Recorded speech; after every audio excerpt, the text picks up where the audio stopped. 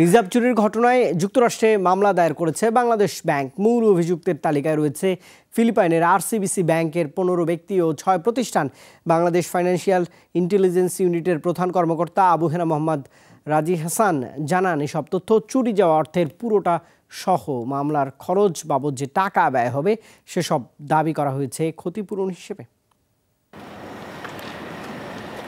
অবশেষে রিজার্ভ চুরি ইস্যুতে যুক্তরাষ্ট্রের আদালতে মামলা দায়ের করল বাংলাদেশ ব্যাংক।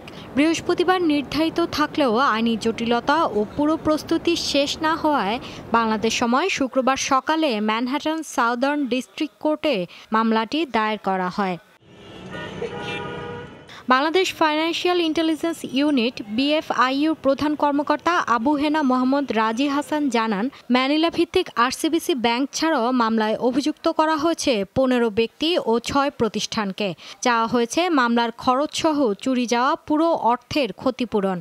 আরসিবিসি আর ওইখানে যারা ওই যে অর্থ যাদের কাছে গিয়েছে তাদের সবাইকে ক্ষতিপূরণ, আমাদের পুরো টাকা যা বাকি আছে এর সাথে আমাদের যে মামলা খরচ হবে, তারপরে লিগ্যাল খরচ যা হচ্ছে সব সহ। অভিযুক্ত ব্যক্তিদের অন্যতম আরসিবিসি ব্যাংকের মাকাতি শাখার সাবেক ব্যাংক ম্যানেজার মায়া সান্তোস দেগুইতো। এছাড়া ফিলিপাইনের সিনেটে জবাবদিহিতার মুখোমুখি হওয়া শীর্ষ অনেক শিল্পপতি ধনকুবেরের নামও রয়েছে তালিকায়। বাদ পড়েনি মুদ্রা বিনিময়কারী প্রতিষ্ঠান ফিলরেম সহ বিভিন্ন জনপ্রিয় রিসোর্ট ও ক্যাসিনো। এদিকে আরসিবিসির আইনজীবীর অভিযোগ, নিজেদের উপর থেকে আন্তর্জাতিক মহলের নজর সরানোর জন্যই মামলা দায়েরের মতো চাতুরির আশ্রয় নিয়েছে বাংলাদেশ ব্যাংক।